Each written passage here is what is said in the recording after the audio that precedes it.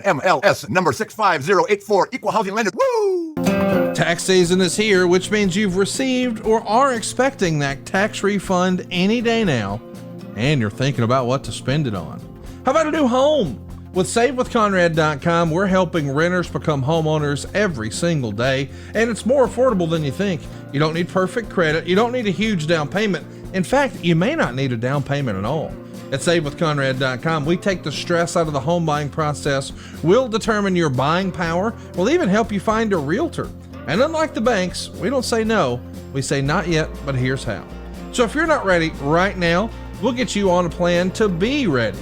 Stop throwing your money away, paying someone else's mortgage with your rent, and start the path towards owning your own home today at SaveWithConrad.com.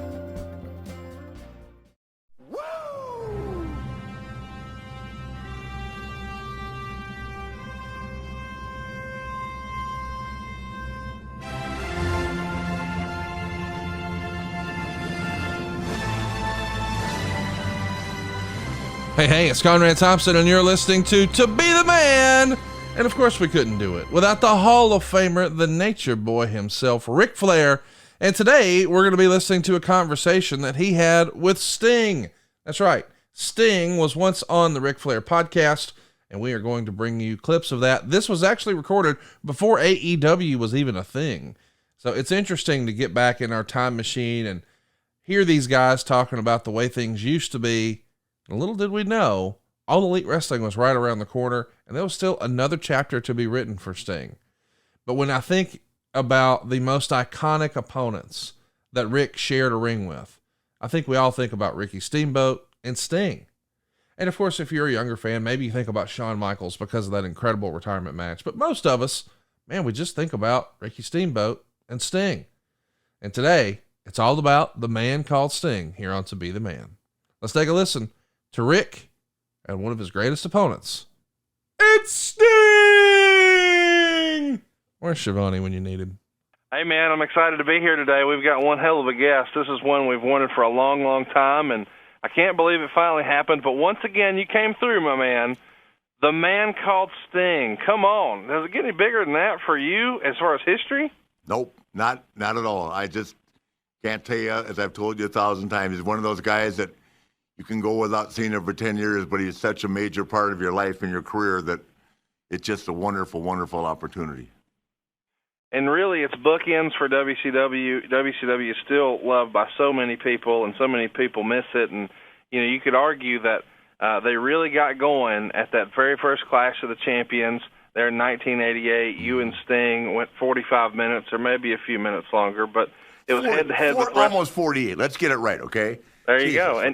And you made him a superstar that day, and then on the very last Nitro, the match that everybody still remembers, probably the only match people really remember, was you and Sting again. It's bookends on a great time in wrestling from 1988 to 2001, and we've got the other guy, the B-side, the salt, the pepper. Here we go. We've got Sting on Woo Nation. It was great. Thank you so much. Stinger, you're the man, buddy. All right, Rick, it's time to talk about MacWeldon.com. Here's the deal. If you've been looking for the perfect holiday gift for somebody in your life who's hard to buy for, you need to give them the best gift of all. It's MacWeldon.com. They're going to look good and feel good. You see, in the past, socks and underwear was like a boring stocking stuffer. Not with Mack Weldon. Now it's a top-of-the-line gift. These Mack Weldon holiday packs are not just a gift that every man needs. It's the gift that every man is excited to get. And they believe in smart design, premium fabrics, and simple shopping. Couple of clicks, boom, it's on your way. Fabrics that are unbelievable. Even the Nature Boy now is fully stacked and packed with Mack Weldon. And man, do the women like that fabric, right, young lady? Isn't that the truth? Every woman wants to be close to a man wearing Mack Weldon. Woo! Woo! If you're ready to style and profile and you want to style and profile like the Nature Boy does, you need to go to MacWeldon.com. You're going to be comfortable, and they've got the best guarantee of all. If you don't like your very first pair, you can keep it, and they'll still refund you, no questions asked. All their products are naturally antimicrobial. What does that mean? You're going to smell good, too. You're going to look good, you're going to smell good, and it's all at MacWeldon.com. They're talking underwear, socks, and shirts. They're going to perform well for whatever you're doing. Maybe Look you're styling good. and profiling. Look good, style, and profile. Look it up right now. Go to MacWeldon.com. What are you waiting for? Get 20% off, too, just for listening to Woo Nation. What's the promo code they need to use, Rick? FLAIR, Flair. Woo! MacWeldon.com. All right, Rick, it's time to talk about TuneIn Radio. You see, TuneIn Radio is the one app you need for all things audio. Now with TuneIn Premium, you can listen to every single live NFL game for only $7.99 a month. And you'll get unlimited access to 40,000 audiobooks and commercial-free music, all for one low price. That's TuneIn Premium.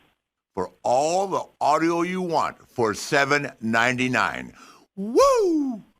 Ladies and gentlemen, today, and I've been doing this for 7 months, and I've had some outstanding guests, and I've been privileged to interview some really high-class, high-quality people, but I'll have to say and go on record that my guest today is the most high-profile and one of the greatest talents in the history of our great sport of professional wrestling, the legendary Sting, who finally came to the WWE after me asking him to for 20 years. That's the truth.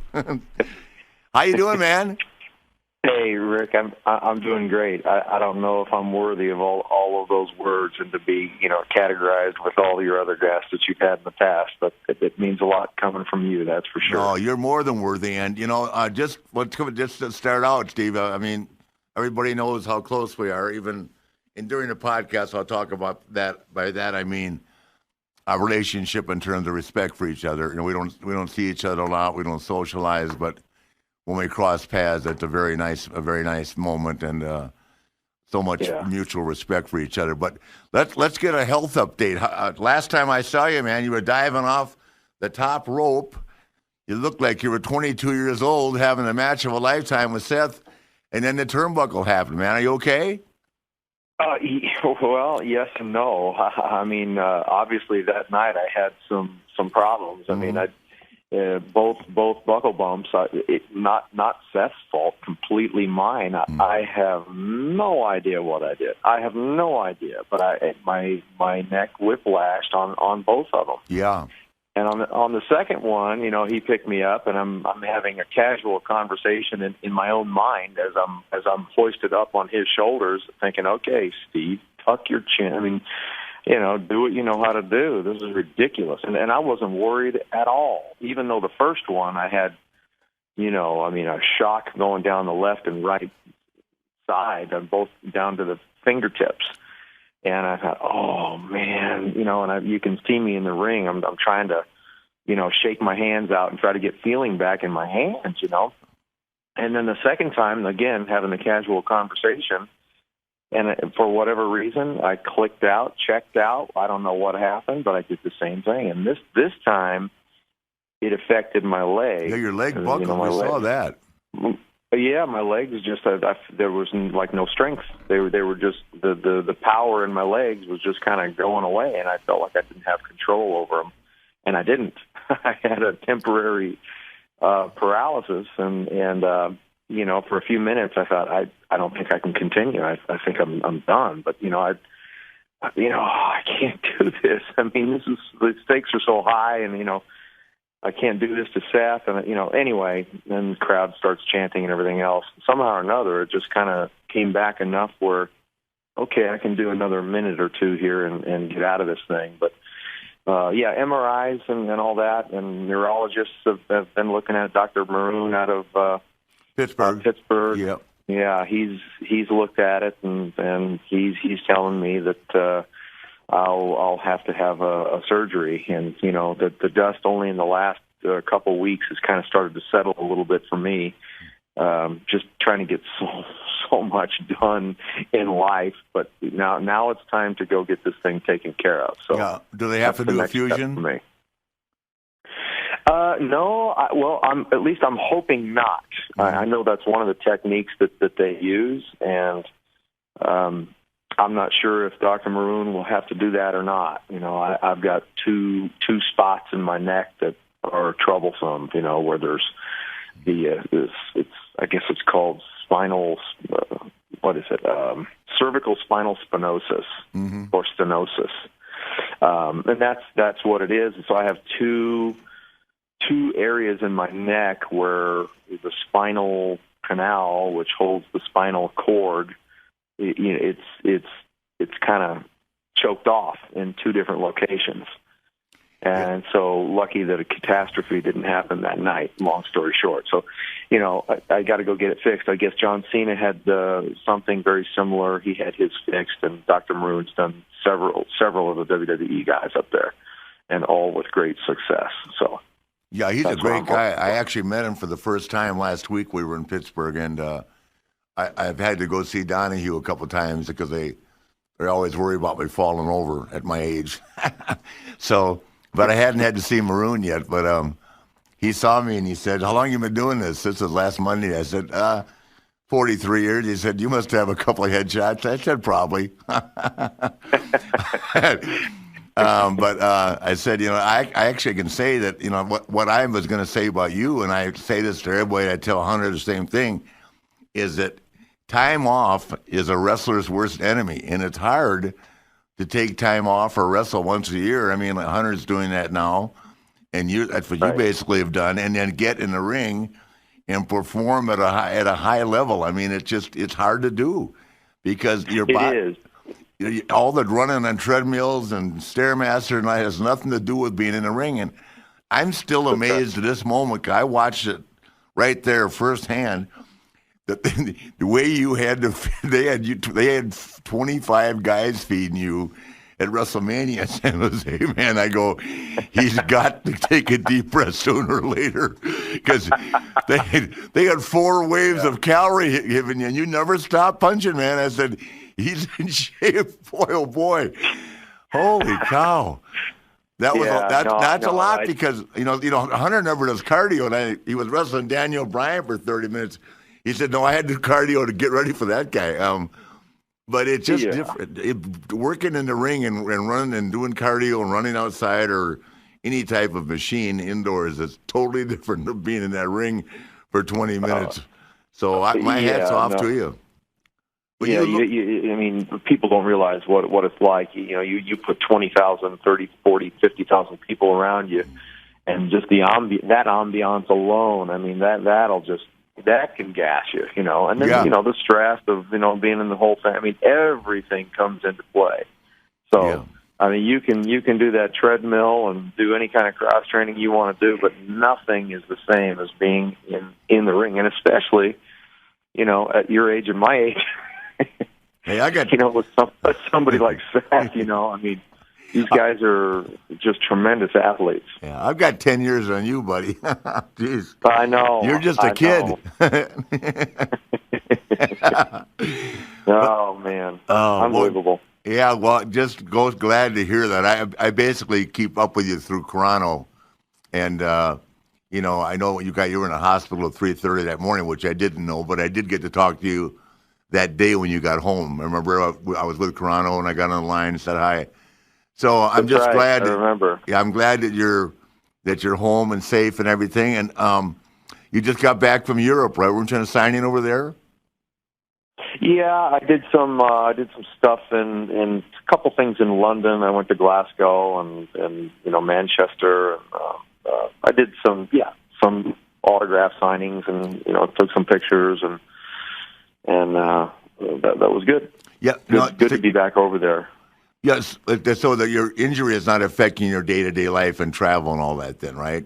Oh, no. I mean, okay. The strange part about it is, I mean, that night, I'll say, they put that the neck brace. They always have to put it on you, I mean, that thing, I tore it off the first time they put me in it because I got so claustrophobic, and I said, I don't need it. I mean, I feel fine now, which I did.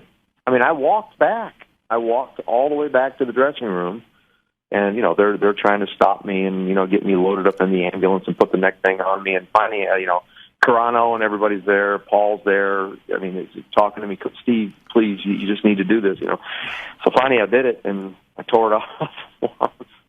They put it back on, but there's where the pain I was in pain that night. I mean, it was the spasms or whatever it was, swelling, I don't know, but man, it was intense, Rick. Yeah, I can imagine. It stayed really, really just tight, and down into my left trap and down, the left side a lot, and it just kind of an aggravating dull ache is what it turned into. But it was strong enough that night that they were pumping me full of pain medication and all that just to get me into the MRI and do that whole deal. But the funny thing is, I feel normal. I mean, I don't feel any, aside from an occasional, at night when I sleep or sitting in a car or sitting down for too long, or if I'm standing in one spot for too long, these kind of things bother me. It's like gravity just is not my friend. Otherwise, I mean, I feel normal. I can stay in the gym. I can function absolutely normal. So, well, that's great news. So, yeah, I just had to start there. We got so much to talk about, but I wanted to make sure that you're feeling well. And I've kept track of you through Chrono. My friend who co-hosts the show with me, Conrad Thompson, is probably your biggest fan, and he didn't get to meet you in San Jose because I think he was gone the day that I saw you in the lobby a couple times. But he'll be coming to Dallas. I'm sure you'll be over there in some way, shape, or form, and he'll really look forward to meeting you. But he has a ton of questions for you. He's a WCW, NWA, WWE walking library. Conrad. I'll give you to the stinger. Go ahead, Conrad. Well, I don't know about that. It is a great honor to speak to you, sir, and you're clearly our most requested guest, so we appreciate you taking time to speak with us today. Well, I'm glad to be here. Thanks for having me. Well, I guess, what everybody wants to talk about is, more about your and Rick's history, and although a lot of folks want us to talk about the Clash of the Champions and the Great American Bash and all of that, but where did this all get started? Where did you guys first meet? Rick and I, we met, through Jimmy Crockett in the NWA. He ended up buying out Cowboy Bill Watts' smaller wrestling organization in, I don't know, was it somewhere around 1987 or somewhere around there. And so I was kind of adopted in that way. And, Jimmy only took a handful of the wrestlers from Cowboy Bill Watts, and I, along with Rick Steiner and a few others, were the only ones. And that's where I first met Rick. Yeah, what year would that have been, Conrad, when they bought out Mid-South? Yeah, I think Sting has it right. I think that was 87 because the whole Crockett thing happened with Turner in 88. So that would have made sense. When you were one of the guys who were selected to come over, what was your impression of how Crockett was different from maybe the way Watts had run his territory? Well, it just seemed like we had hit the big time. I realized how lucky I was, at that point. A lot of the guys just found themselves without a job, and we knew about the NWA, and we knew about Ric Flair, and we knew about Dusty Rhodes and the Road Warriors and Midnight Express, and we knew about all these guys, and looked up to them, and we always wanted to get in there and rub shoulders with them and somehow or another get to that level. So, for me, it was like I'd hit the big time. This is it. Okay, I've arrived now, and now I got to make the most of it. And at the time, well, you did, man. You the day you walked in that door, I looked at you and said, I looked at Crockett and said, "There's dollar signs written all over this guy.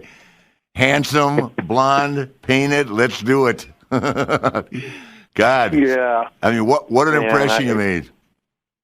Well, yeah, I was given opportunity. I mean, it doesn't mean that I didn't work hard to get there. I did. I paid dues and worked hard, and I was respectful to the guys that were above me and before me, and kind of listened and learned instead of, so many of them over the years, Rick. I mean, you saw it over and over and over again. Yeah.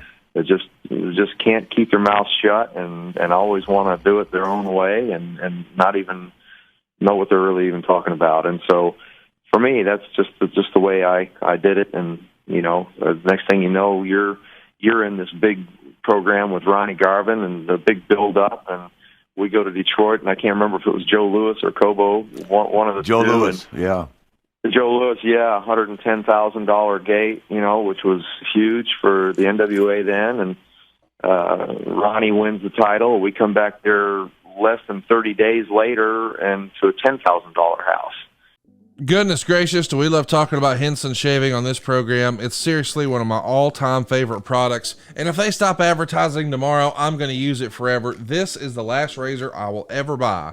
I like it so much because it's a family business. I like it so much because it's so old school. I like it so much because it is better and cheaper than what you're doing right now. I wasn't sold on this until I saw how affordable the razor was. I thought for sure, as much as I liked this razor, it had to cost a lot more than it actually does. But I am sold. Henson Shaving is a part of my life forever. I think you should check them out. They're a family-owned aerospace parts manufacturer. These dudes have made parts for the International Space Station and the Mars rover, and now they're bringing that precision engineering to razors. They're using aerospace-grade CNC machines to make really, really thin razors. How thin? Henson's making metal razors that are just 0.0013 inches. That's less than the thickness of a human hair. Now, what does that mean for you? It means a more secure and a more stable blade, and more importantly, it provides you a vibration-free shave.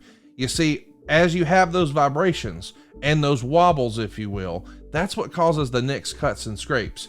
This is gone. This is not an issue with Henson. Not only that, the razor has built-in channels to evacuate hair and cream, and it makes clogging virtually impossible. As a business guy, what I respect most about Henson Shaving is these folks really wanted to make the best razor, not the best razor business. There's no gimmicky subscriptions, there's no plastic, there's no planned obsolescence. Hell, there's not even proprietary blades. You see, the Henson razor uses a standard old school dual edge blade, just like your grandfather used to use. But this has the new school tech. Because of those CNC machines, it's only 0.0013 inches. Your grandfather never had a razor this thin. He never had a shave this smooth. But most importantly, he never had it this affordable. You see, once you own a Henson razor, it's only like $3 to $5 a year to replace the blades. Not $3 to $5 a week or a month or a quarter, $3 to $5 a year. You're going to feel like more of a man with this razor. I don't know another way to say it. And it's a smart decision because it's cheaper. It's better and it's cheaper. Those usually don't mix. It's time to say no to subscriptions. It's time to say yes to a razor that will last you a lifetime. Visit hensonshaving.com/Flair to pick the razor for you and use code FLAIR. You'll get 2 years worth of blades free with your razor. Just be sure to add them to your cart. That's 100 free blades when you head to hensonshaving.com/Flair and use the promo code FLAIR. hensonshaving.com/Flair and use the promo code FLAIR. 100 free blades. hensonshaving.com/Flair. And so they put the belt back on you, and now they want to put it back. They want you to have a program with, I can't remember if it was Ricky Morton or somebody, but Ricky got hurt. Whoever it was got hurt, so there was no opponent for you. And this was when Dusty and maybe you were in it as well, said, I want to put you with Rick. That was where the door opened for me right there. All right, Rick, let's talk about TuneIn Radio. Now, here's the thing. The TuneIn Radio app is all you need for all things audio. Now, with TuneIn Premium, you can listen to every single NFL game for only $7.99 a month, and you're going to get unlimited access to 40,000 audiobooks and commercial-free music, all for one low price. That's TuneIn Premium. All the audio you want for $7.99 a month. Woo! Welcome to Play It, a new podcast network featuring radio and TV personalities talking business, sports, tech, entertainment, and more. Play it at play.it.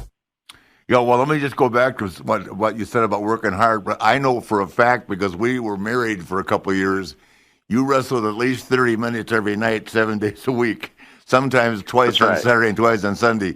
So I know how hard you worked, because I was with you. That's right. We had the best routine, but I tell you, it couldn't have been too difficult wrestling the world's greatest athlete, right? Oh, man.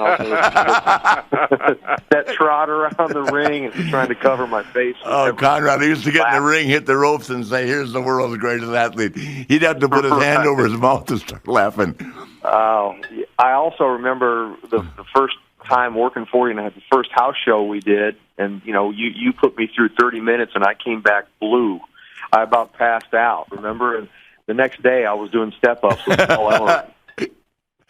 Yeah. It's funny, too, because, Steve, I'm not saying this by any way demeaning. You weren't a guy that partied a lot. You know what I mean?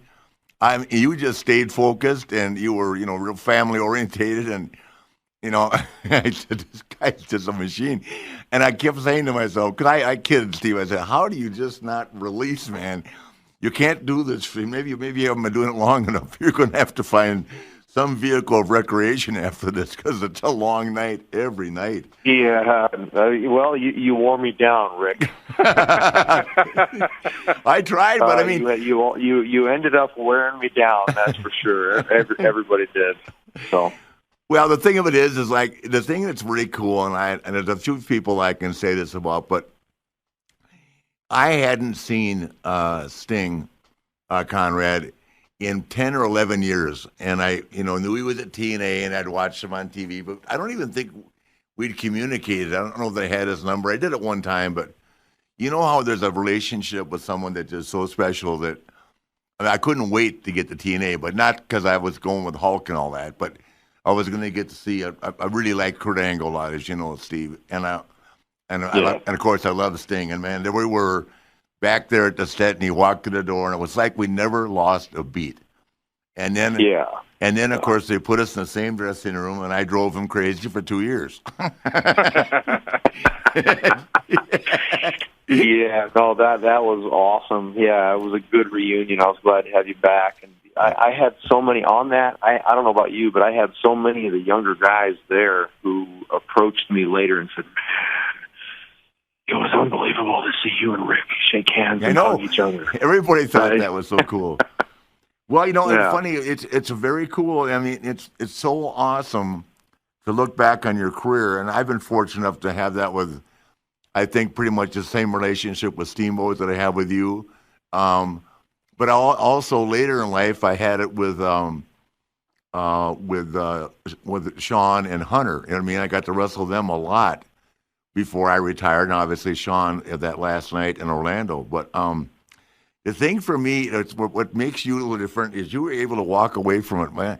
The minute I retired, I was lost the next day. To this day, Steve, and I'm with Wendy, she'll tell you, I get up and drive my car 100 miles in the morning and drink 2 cups of coffee before I go to the gym, just because I'm not used to it. I mean, I still can't. I can't get it out of my blood. I'm not used to this laying around. I can't watch TV. I mean, unless it's LeBron James or football, I'm lost. Right. And so it's just funny, but you were able to walk away and find peace, and then of course, how long were you off? How long did you take off after our match at Club La Villa, the closing night? You and I were both saying, "Thank God this is over." WCW. Oh yeah, no. First of all, that was a pretty emotional night for me. Oh, me too. I saw my life pass, before my eyes, and here I am wrestling once again, Rick, and gosh, the flash of all the years before that, and all the matches and then all of a sudden it's like, what's going on? I mean, it's just surreal. Just like, what is happening here? And pretty emotional night for me. And what was the first part of you were looking for something else there, but I just got caught up in that moment because it was, yes, I was like you, like, okay, let's get out of here. Let's, No, take a break. I was saying that, I vehemently argued with Vince. I wasn't in shape to wrestle. Right? I wore a T-shirt, and I had just let Bischoff shave my head. I had a crew cut, right? I mean, I had your hair from before. Does that make sense? Right. With the spike? Yeah. And I had a T-shirt because I was so fat. And you just had shoulder surgery, right? Or something like that? I don't remember now. You've been off with an injury too, but Vince insisted. No, it was my elbow. That's right. Both of my elbows. Yeah. Yeah, you had been out too, but he insisted. I mean, I argued with Shane McMahon all day. I said, Sting and I aren't ready. Why can't we be remembered for what we were? Because this won't be anything like it tonight. Right. Because I said, Steve, can you press slam me? He said, no, the elbows aren't doing it. So, it was just a smidgen of what you and I brought to the business. And I actually was embarrassed, but at the same time, I was so happy that place was gone because in the last 5 years for me, aside from when I got to work with you, which once in a while I could talk Eric into, and I'd say, look, I'll bet you anything we get a rating because, you do know that every time they needed something, right, they put you and I together in one way, shape, or form because it always worked. Yeah.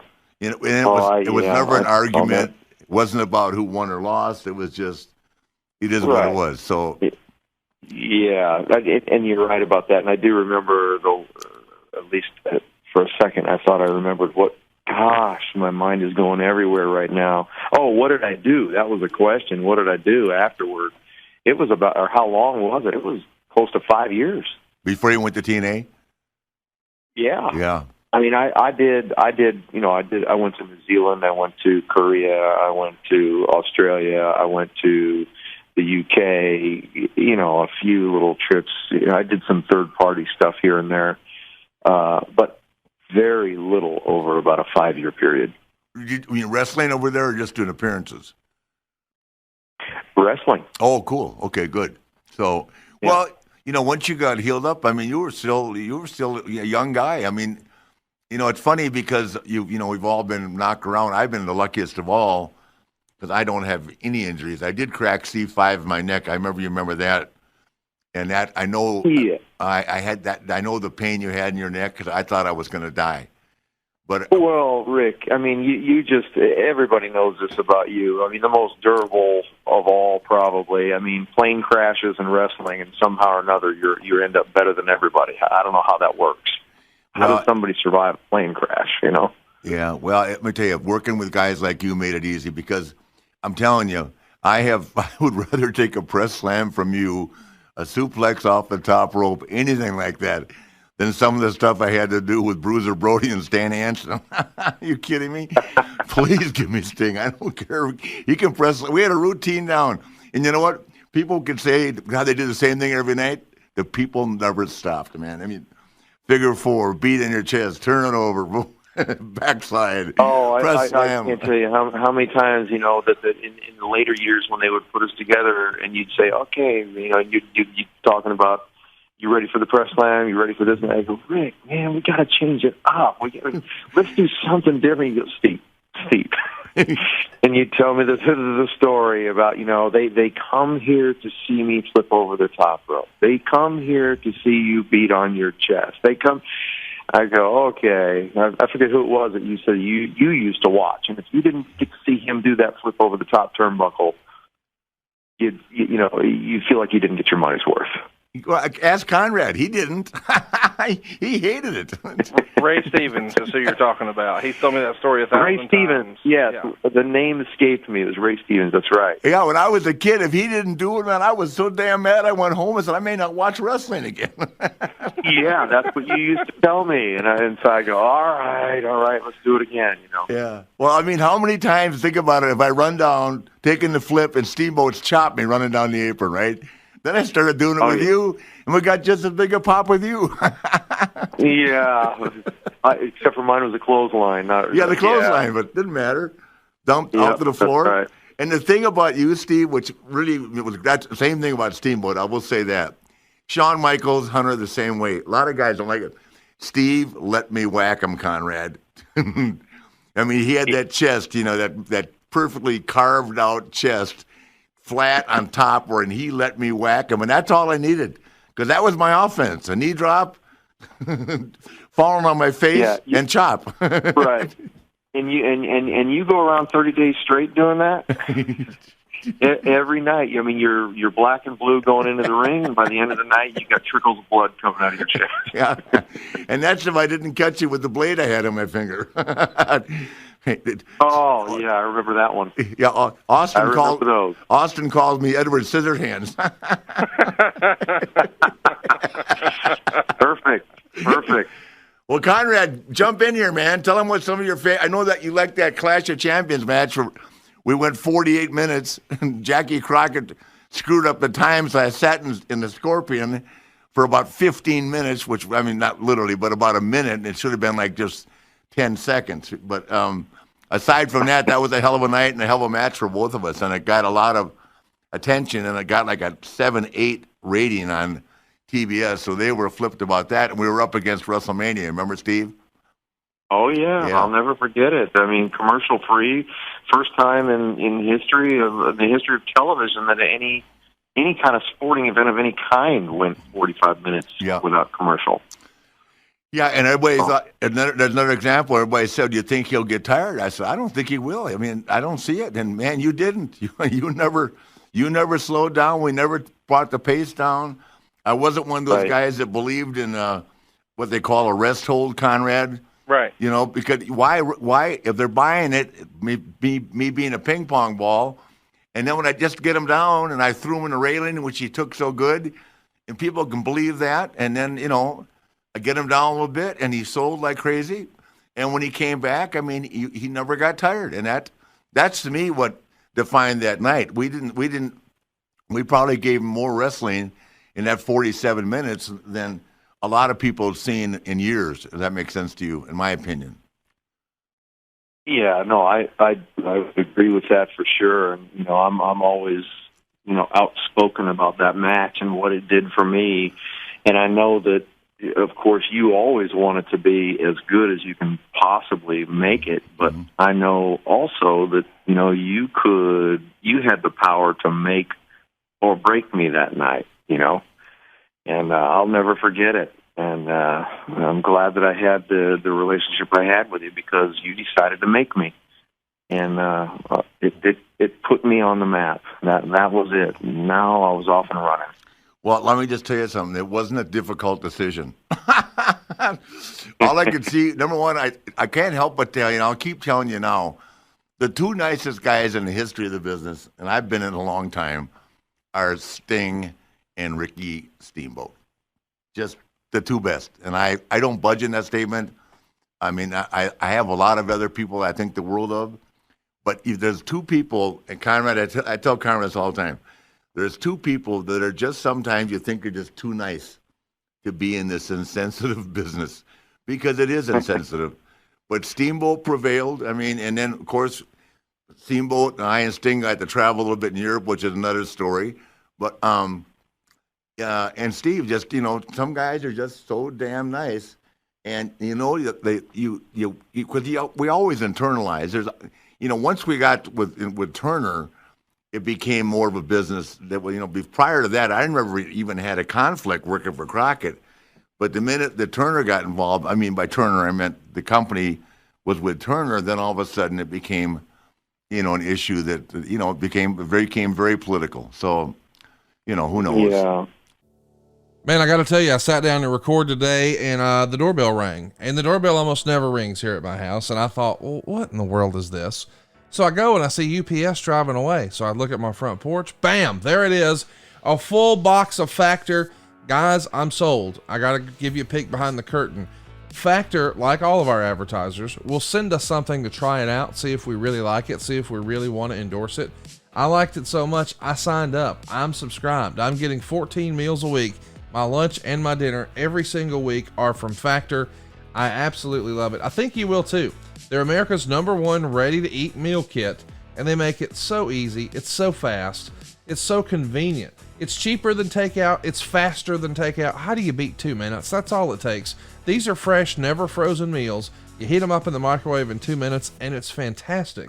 We've had some sponsors like this on our network in the past, and I've tried them all, and they were okay. This food is fantastic. And maybe if you're calorie conscious, they can help you with that too. They've got calorie smart meals that are like 550 calories or less. They've even got a keto option. Maybe you're doing some vegan and veggie stuff. They can do that. Maybe you're bulking up. You want protein plus. They got you. It checks all the boxes no matter what you're trying to do. You've got 34 different chef-prepared, dietitian-approved weekly options. You'll never get in a rut, and it'll fit your lifestyle. They can even help you out with snacks and breakfast. They've got stuff like egg bites and smoothies. I haven't tried the egg bites yet. The smoothies are fantastic. I can't recommend this enough. I'm sold on it. So is my wife. My parents were a little skeptical. I brought a couple of meals to the office for them to try one day. Bam, they loved it. They're using Factor 2. Seriously, everybody I've had try one absolutely loves it. I think you will too. I encourage you, try it, check it out, see if it's for you. You won't be able to beat the price. You won't be able to beat the convenience. And for me, man, you won't be able to beat the taste. But you can also know exactly what you're eating. You're going to be able to plan a little bit if you're trying to get that summer bod going. Head right now to factormeals.com/Flair50. Use the code Flair50 and man, you'll get 50% off your first box. That's code Flair50 at factormeals.com/Flair50 to get 50% off your first box. And I'm sure you felt the same thing, Steve. I mean, you went through all that stuff, and and then along came the stuff in comes Hulk and Randy and Kevin and Scott and Sean Waltman, and we got 5 different camps to kind of put you and Luger in one area, me and Arn in another. And Arn and I were just there for filler anyway, and then Nash and Hall somewhere, and then Hulk and Randy, and it's just like it was a musical chairs. It was a game, and for me, I just couldn't get to the bar fast enough with me and Gene and get a martini.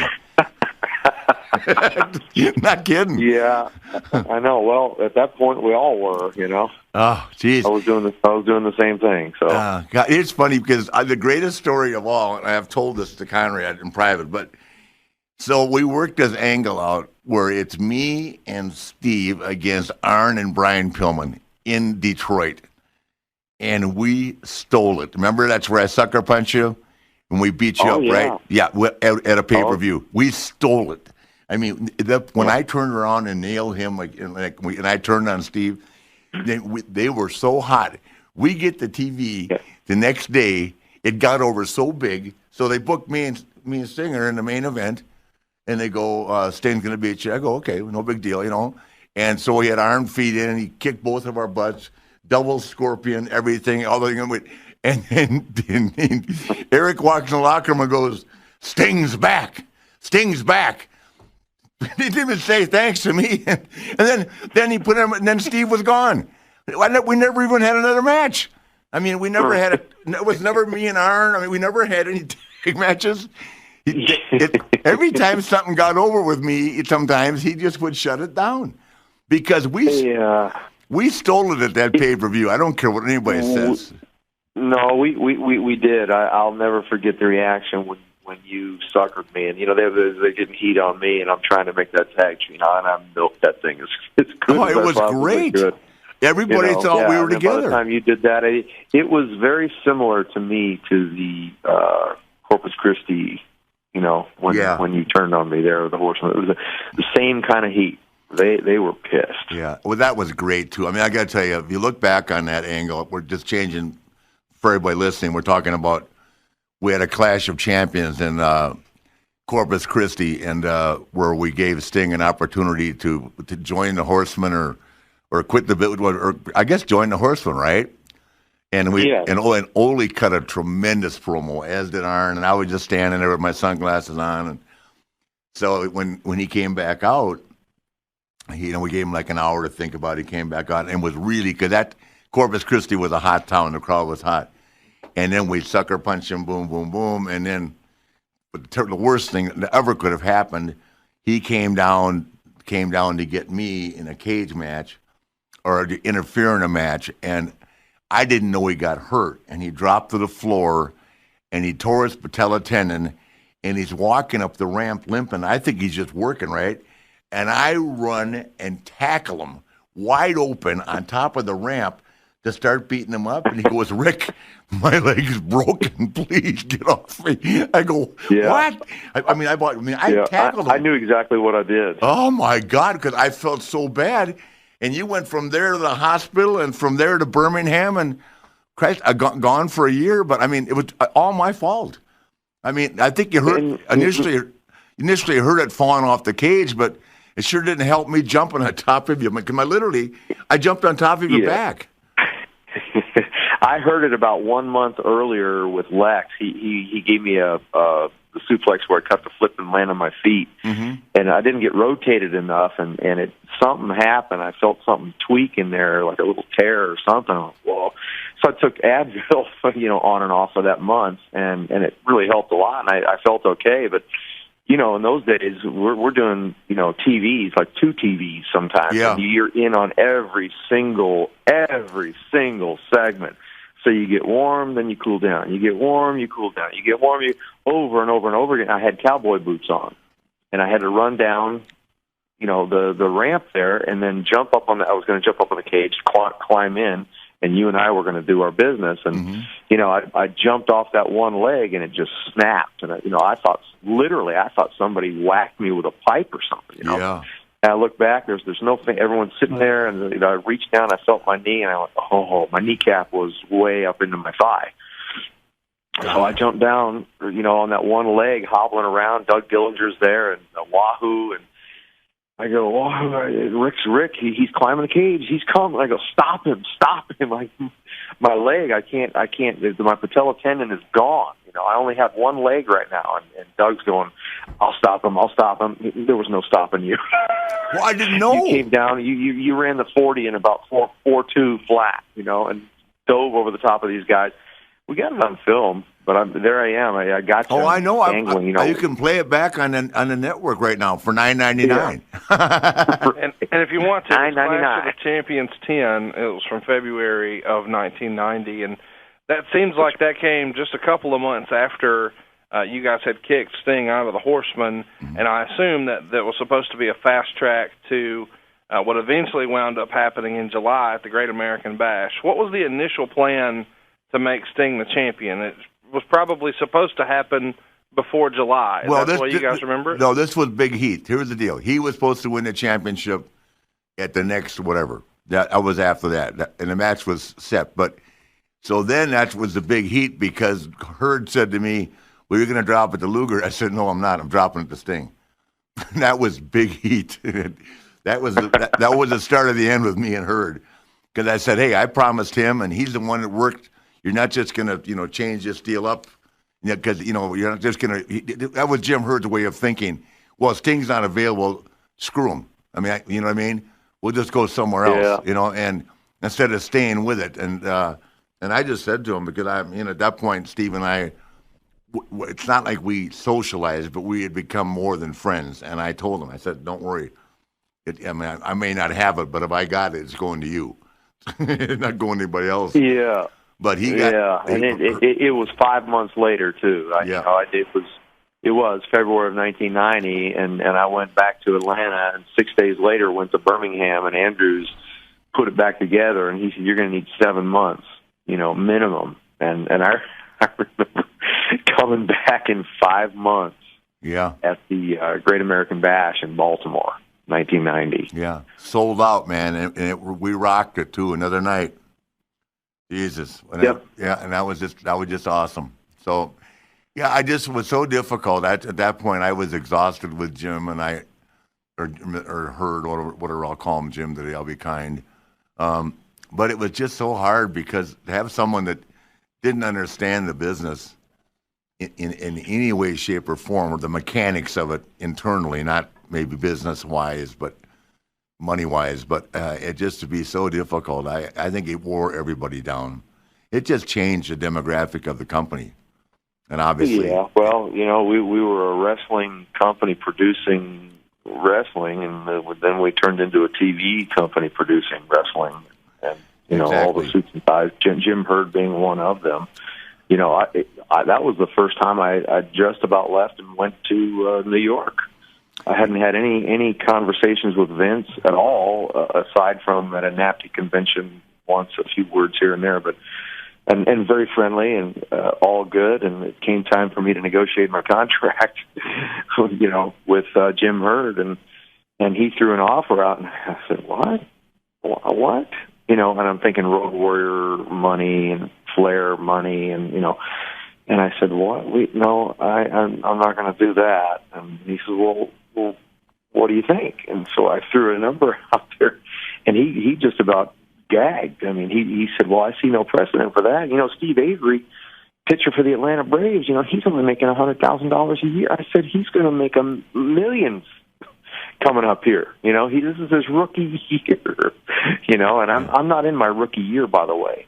Yeah. And so that I'm standing firm on what I'm presenting here. And he said, "All right, well," and I thought that was it. So I was prepared to, whether Vince would take me or not, I was prepared. Oh, to at least he would have taken you. Are you kidding me?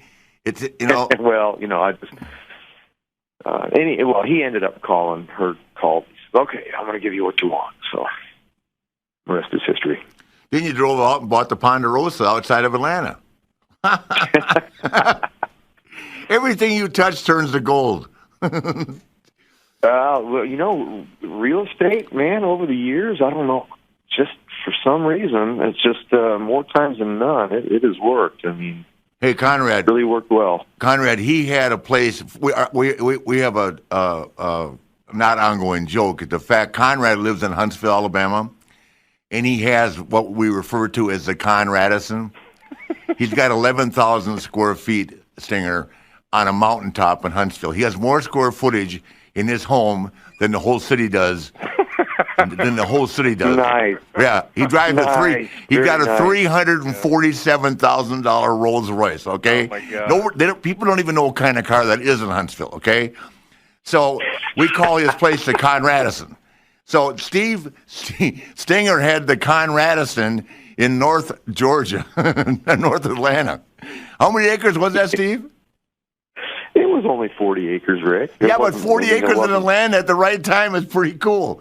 Isn't that Sugarloaf Country Club now? I had 800 feet of road frontage that a developer desperately wanted. Wow. And once again, he told me he made an offer, and I said no. And what would it take? And I threw a number out, which was ridiculous, because I didn't want to sell it.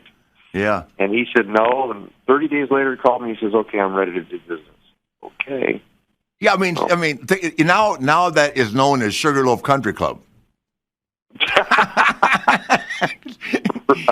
He had that much property, Conrad. It was ridiculous. Oh boy. But you bought it at the right time. What can you say? That's right. Yeah. That's right. Welcome to Play It, a new podcast network featuring radio and TV personalities talking business, sports, tech, entertainment, and more. Play it at play.it. So how did you get into real estate? Did that start with gyms? It seems like back in the day, with Rick and Lex and yourself, everybody started getting into the gym business. I know Steamboat had one. Is that how kind of the real estate aspect of your career started, or what got you interested in that? No, it actually started even before I got into wrestling. I had my employer at the time. I had really nothing going. I was bartending, bouncing in nightclubs, doing bodybuilding competitions, and trying to figure out what it is that I was going to do. Hold on a second.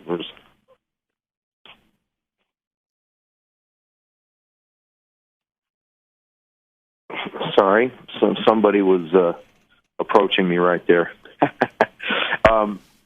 Where were we?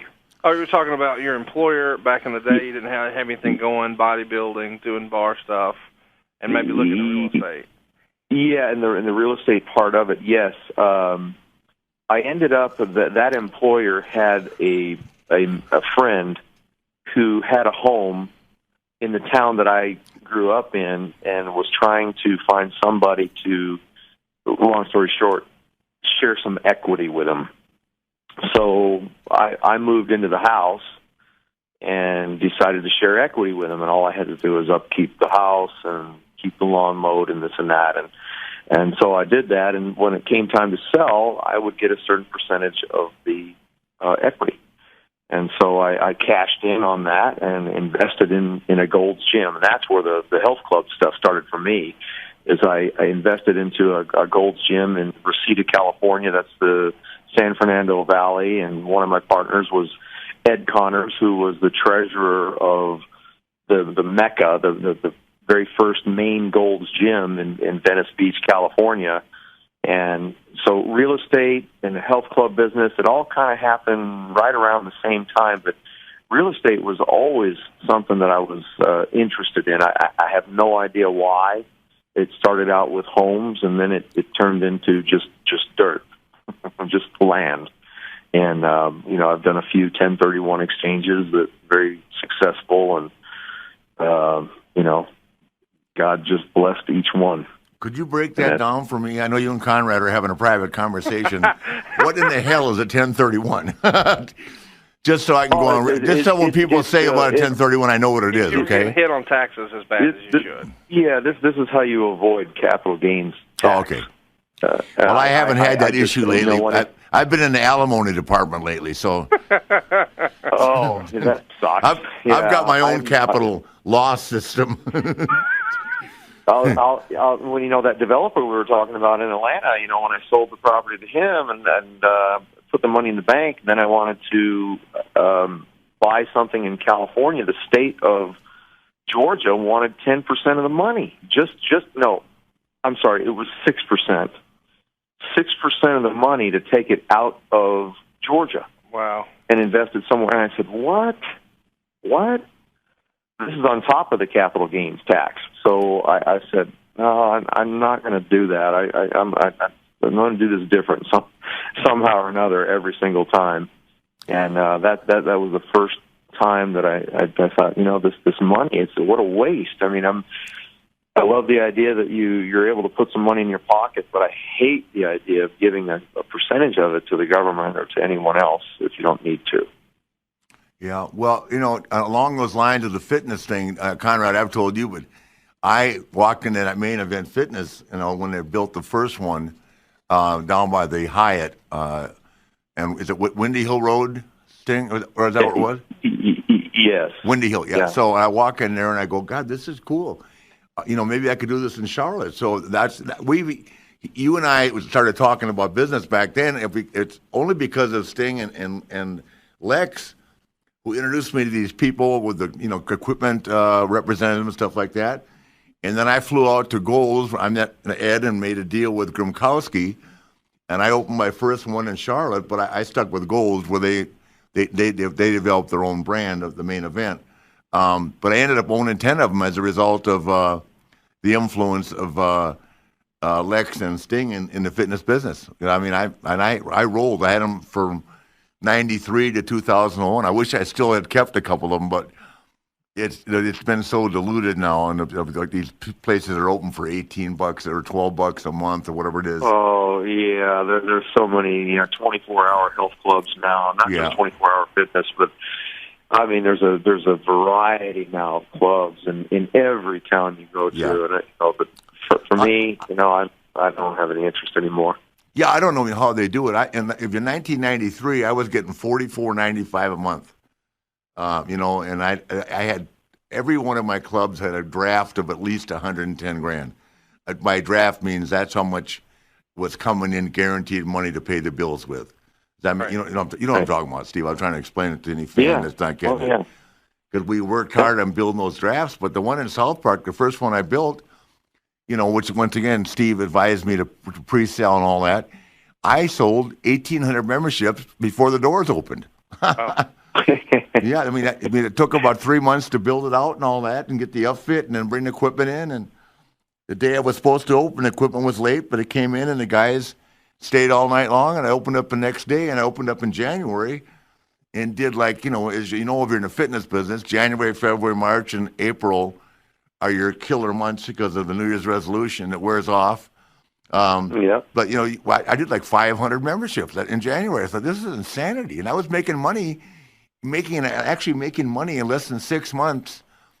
I mean, making money that I'm profit in less than 6 months on a 20,000 square foot club that was costing me about $108,000 a month to run.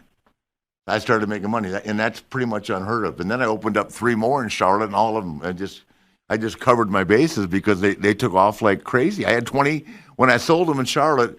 The 4 clubs, I had 27,000 members. Wow. Yeah, but keep in mind, in Charlotte, the Y's, everything, the Harris Y, 2 miles from my South Park club, had 34,000 members, one YMCA. Because in North Carolina, they build these YMCAs with running tracks, Olympic swimming pools. I mean, they've got paddleball court. I just had fitness centers, that we had aerobics and we had cycling later on and all that. But these YMCAs, and they've just basically taken over Charlotte pretty much. It's really hard to compete with them because they built inside these mecca athletic facility is a 10,000 square foot workout room, which is enough, and everybody goes there, and they pay like $60 a month or 70, I guess, for maybe 100 for a family membership. Those Ys just kill it. I know they're nonprofit, but the money's going somewhere. Yeah. Back in the 80s, that 80s and part of the 90s, I suppose. That was the time to open these clubs and try to cash in, And now there's just too many. Oh, for sure. And I don't know how they build a draft. How do you build a draft on $18 a month?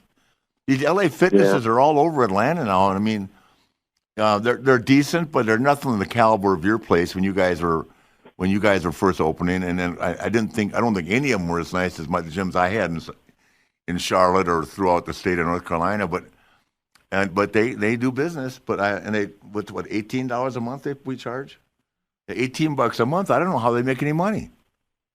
Right. So, Sting, talk to me a little bit about the guy we keep referring to, Lex Luger. I know that Lex is commonly mentioned anytime Ric Flair's name comes up or Sting comes up.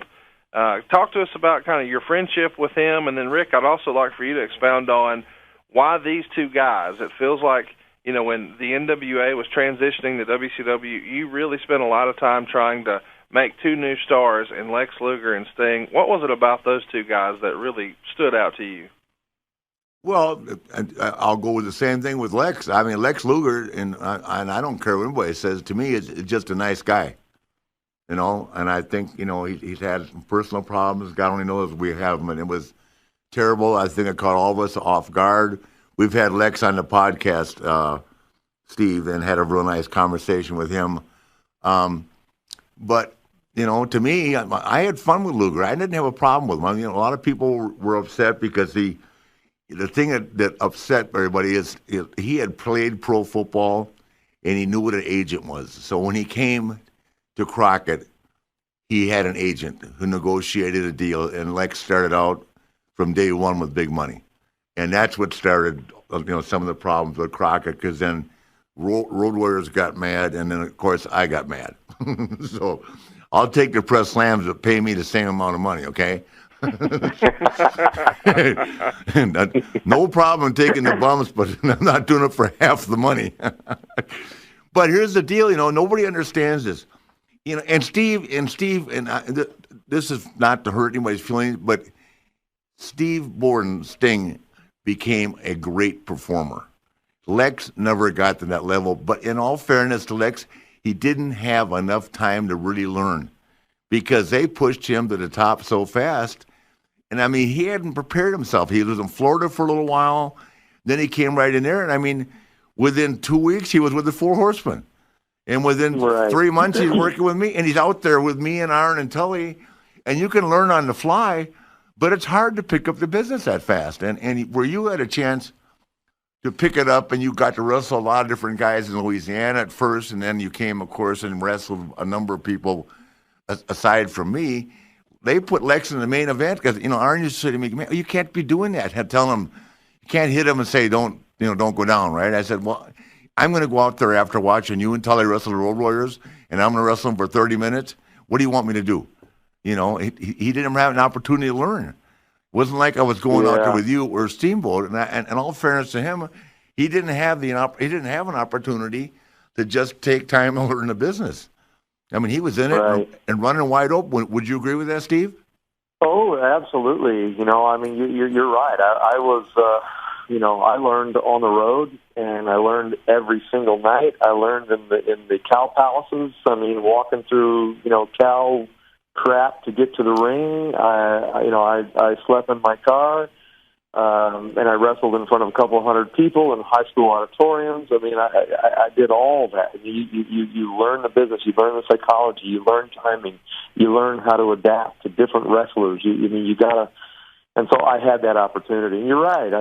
He didn't. He was thrown right into the very, very top. And of course, looking like the Adonis that he was. Yeah, I mean, it was hard. It was hard not to put him in there. I mean, one of the greatest physiques in pro wrestling history, really. And he was smart, and he was athletic. So, very athletic. It wasn't that. It's just wrestling sometimes requires more than being an athlete. But at that time, he and Kerry Von Erich had the best physiques in the business.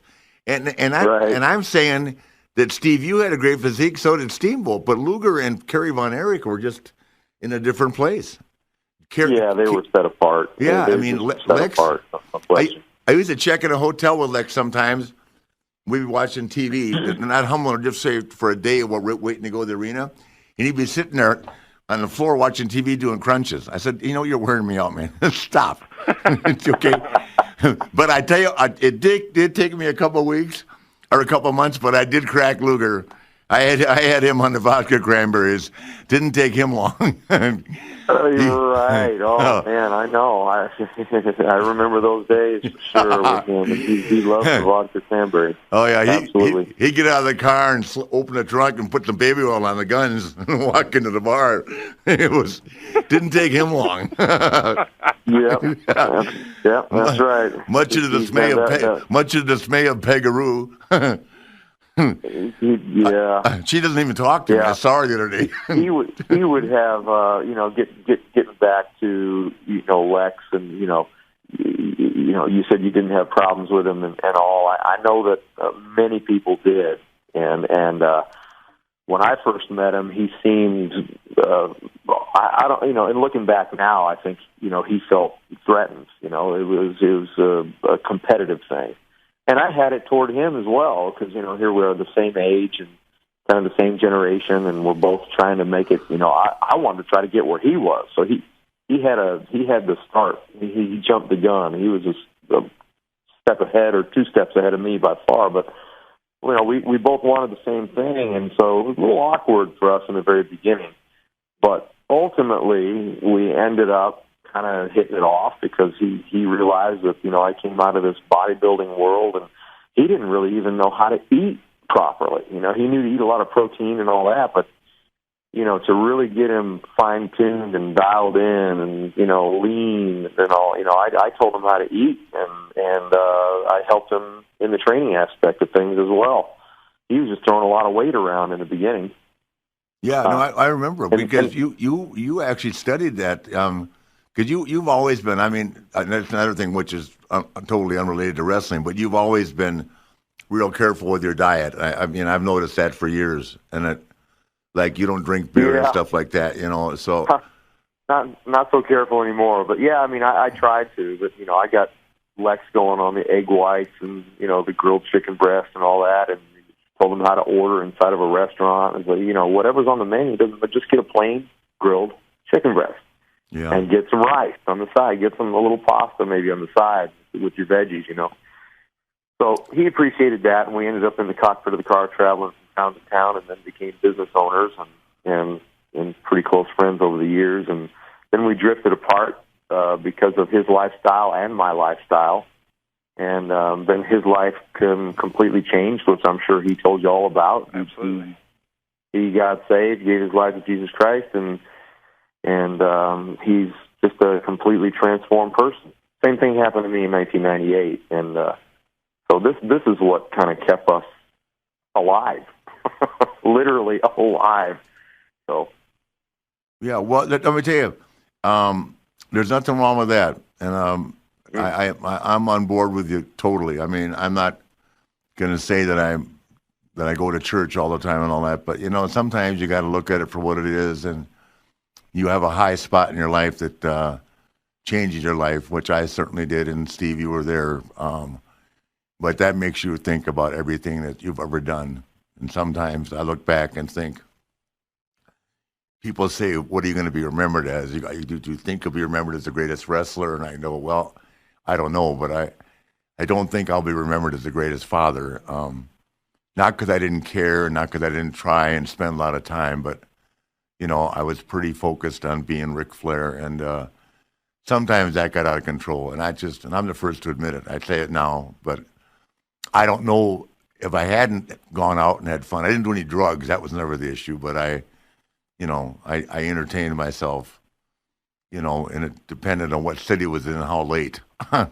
So, but I got up and went to work. I mean, I didn't take time off, and, you know, I was making really good money, and everybody got taken care of, but, you know, everybody's got something that changes, and Wendy has ridden that out with me, you know what I mean? So it's all worked out good, but I know what you're saying, and, the thing with Lex, I mean, you and I were in Macon with TNA, and we hadn't seen Lex in a while, and he came down. I think you and him drove down together from Atlanta, remember? Because I hadn't seen him in years. Yes. Do you remember that? That was about 4 years ago. He came down. We did TV in Macon. Yep. And he came down with you, and I hadn't seen him in a long time. But gosh, he's really had some physical issues too. My God, it's terrible. That thing that he explained about that plane ride with the neck and all that. That's just horrible. But he seems to be doing better. He's living with Nikita Koloff now. Did you know that? I didn't know he was living with him. No. Yeah. I just got a wedding invitation to Nikita's wedding. He's going to get married January 9th out in Seal Beach, California. Nikita is? Yeah. Oh, cool. He lives in Concord with Lex right now. Well, I didn't know they were living together. I mean, Nick will shoot me a text here and there, and I'll shoot him one every now and then. But Lex, I pretty much stay in contact with him, you know, every, I don't know, once a month or so. We're talking back and forth, and so. But I didn't know that they were living together. That's amazing. That's good. I mean, I know Nick is getting ready to be married, so I don't know what will happen at that point. But as a matter of fact, Lex, let me put it like this. Text message. What's that? I was going to say, Conrad, let me put it like this. He's in Concord, North Carolina. Maybe he's not living with him, but he's Nick. He's in moved. The same area. Yeah, they're close. Yeah, so, and I was shocked that there's nothing in Concord, North Carolina. No offense to Concord, but I didn't know he left Atlanta until we talked to him that day. So, but it's a real quiet little town, and that's probably best, you know. That's what I need, to be in a quiet little town. Yeah, right. In a dry county. You know, for years, Ric Flair's been going on TV and talking about being custom made from head to toe. He'd brag about this tailor and that tailor, and then he'd open up that jacket and say, this is what's causing all this. Well, here's the deal. This time of year, Birddogs is what's causing all this. They're shorts and pants with a comfortable built-in liner. That's right, built-in underwear is the future of comfort, and the future is now with Birddogs. I surprised my dad with some of these. He could not believe how much he loved them. It sounded a little far-fetched for him. Wait a minute, son. Built-in underwear? Now he's sold. Mom says she can't get dad to wear anything but Birddogs. They got khaki shorts, they got gym shorts, they got bathing suits, they got joggers, they got sweatpants. Birddogs has everything you need. You see, with Birddogs, it's all about fit, comfort, and versatility. I think that's what my dad likes. First of all, we want to be comfortable, right? And then we want to make sure it's the right fit. We check both of those boxes, but the versatility of Birddogs is just beyond compare. You're going to look and feel great wearing Birddogs. Their stretchy fabric will be more comfortable than all your other shorts or pants. And Birddogs give you the freedom to wear one pair of shorts and pants that are good for the golf course, meeting a date, hanging out with friends. Now that is versatility. Mom likes them because she says it makes dad look a little more slim and trim. You see, the deal is, if you've got a little extra gut, right, like a lot of us do, well, here's the thing. Birddogs is going to make you look better. Not only that, this is the time of year that I really associate with Birddogs. My dad's been rocking the shorts. He took Mom on a little Saturday afternoon date. They came back to the house. He worked around the pool a little bit, went swimming, grilled up some burgers for the family. He wore the same shorts the whole time. Birddogs is the real deal. And Birddogs is the website. That's what you got to do. Go to birddogs.com. Birddogs.com is where you go. You'll throw in the promo code FLAIR. And man, they're going to get you a free Yeti style tumbler with every order. It'll keep your drinks hot or cold this summer. That's a $40 value, by the way. Visit birddogs.com. Use our promo code FLAIR. They're going to hook you up with that free Yeti style tumbler. It's a $40 value, and it's free for some of the best and most comfortable shorts and pants. How do you beat that? Check it out. BIRDDOGS, birddogs.com. Use the promo code FLAIR, or just click the link in the show notes below. Seriously, type it in your browser. Take a look. You're going to find something you love. So why not get a $40 gift? That free Yeti style tumbler, it's perfect this time of year. You're going to love it almost as much as you love the shorts and pants.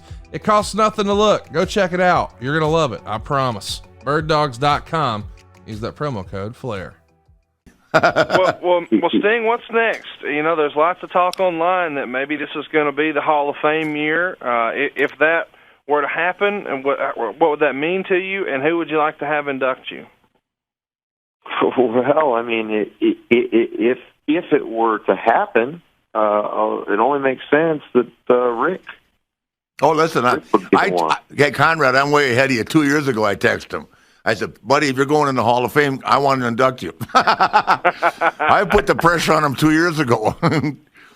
Yeah, well, no pressure at all. I mean, I've been asked that question so many times over the years. You know, who would you want to do it? I said, well, I can't think of. I mean, Rick would have to be the one. The first choice. And I'll go buy a brand new suit. I'll be clean as can be, man. Well, let's put the pressure on him to make it happen. You're in Dallas. All you got to do is drive over there. You don't have to travel very far. So, here's the question I have. I don't know what's going to happen for sure. So we'll just have to wait and see. No, I know they're always tight-lipped about that, but it would be a great honor, and it's going to happen sooner or later. I mean, I would assume that's a given, but they're very tight-lipped about it, which makes it very cool. But you certainly deserve it, and God, I mean, I'm so happy, and I know I repeat this. I've said it on many podcasts, that you finally connected with the WWE, because God only knows. I mean, I say this all the time, and I don't mean everybody thinks I'm attacking somebody, but if you had gone to WWE at the same time Hulk Hogan had gone, there would have been no Hulk Hogan. That's how over you were. I don't know. I got news for you. If you could have dealt with the politics, and if he'd given you the green light, because you had something that nobody at that time had in the business.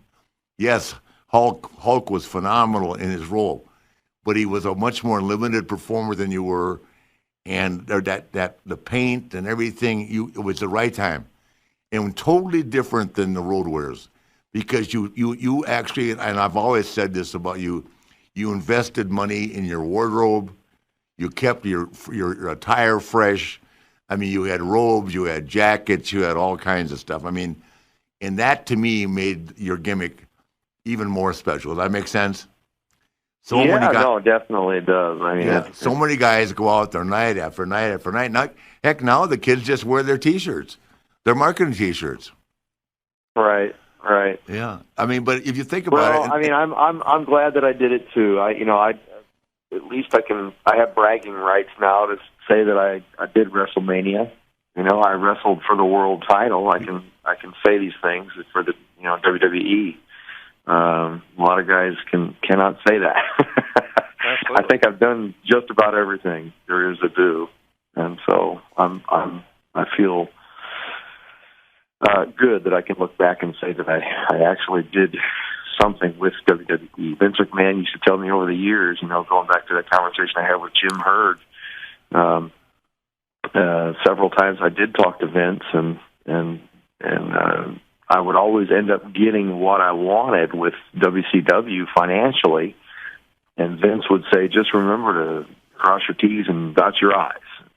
Someday I know we'll do business together. He said that a couple times over the years, and here we are doing it. And I mean, he was right. It was like a prophetic thing, I guess. I don't know, and I'm glad that it happened. Yeah. Well, let me take it one step further, because Conrad mentioned what was it like coming from Mid-South to Atlanta to NWA. I'll just throw this at you. You had to be in shock the first day you came to a WWE event because it's a little bit different than TNA, man. Would you not agree? No, it's night and day for sure. Yeah, starting with the catering. You might as well be eating at the Westin Hotel. I mean, the catering itself is right. It's not a hard gig. It goes on all day too. Yeah, and the production facility, the production vehicles, and it's a job and a half to go there and work all day long. But it's very first class. They treat you with so much respect, and the production people, man, they go so far the way to make everything as convenient for you as possible.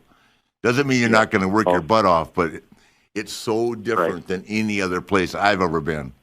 So right, same here. No, this is a class of its own. There's nothing like it. Nothing like it anywhere. I mean, you just look at the training facility in Orlando, the public relations department up there, in the big tower, the big building. I mean, every single person on every single level seems to be passionate about what they're doing. They really enjoy their work and what they're doing. They believe in it. And, I had so much confidence, given to me by all those people. They were just so glad to have me there. And it's just been a good run, a short one, but a good one.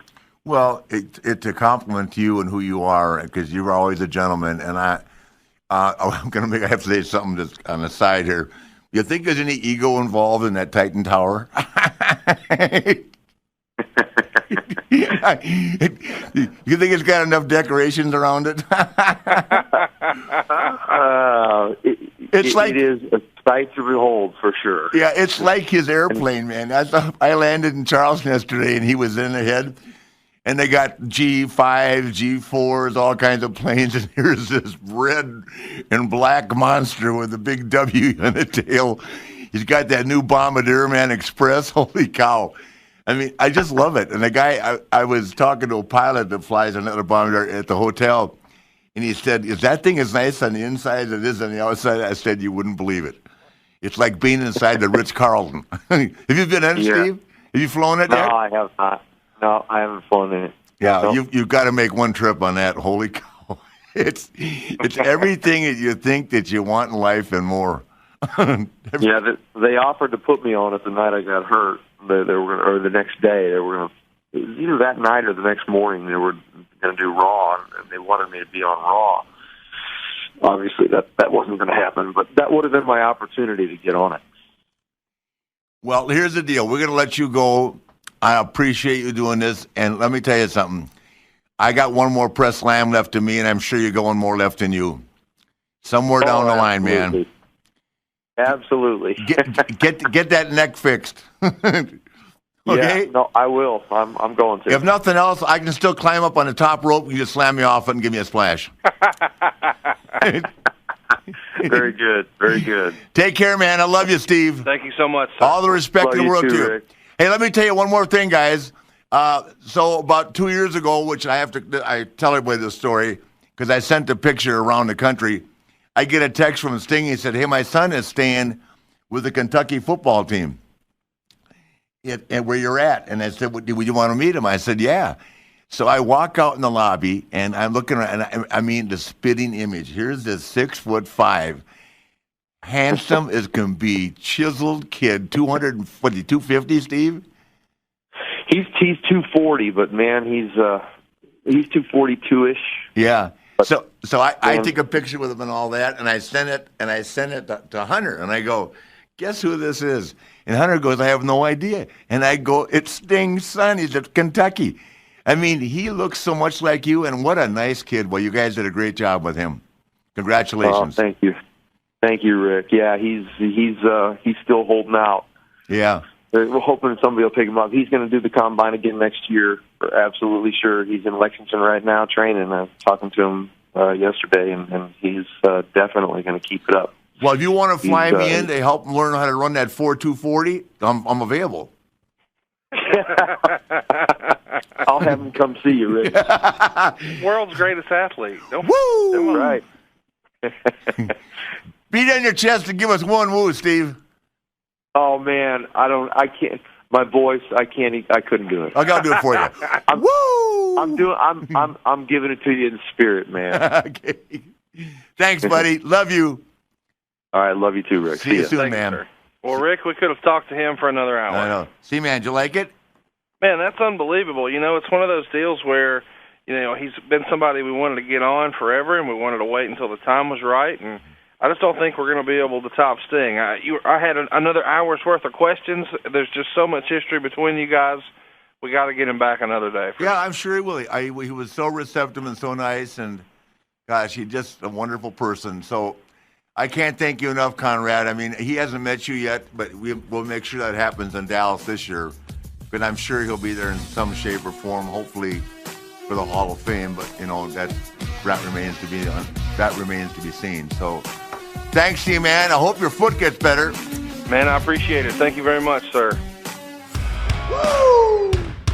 Woo! Wings now open for delivery from Uber Eats and Postmates in these fine cities. Delicious anytime, and the perfect meal tonight while you're watching wrestling. Woo! Wings, legendary flavors, World Championship wings. Woo! For a full list of locations, visit RicFlairWings.com. Joining right in the action, Ric Flair WoooooWings. Amazing. Somebody rip me some more. More WoooooWings. Woo! Hey guys, Tony Schiavone. Need to call a timeout real quick. Wanted to tell your listeners what I've been telling What Happened When listeners for a while now about all the cool things happening over on adfreeshows.com. Jim Johnston created the soundtrack for generations of WWE fans with some of the most iconic themes in history. Jim sits down with Conrad to take us behind some of those classic themes, including The Ultimate Warrior. And then I recorded that. And then just over that, you're just doing.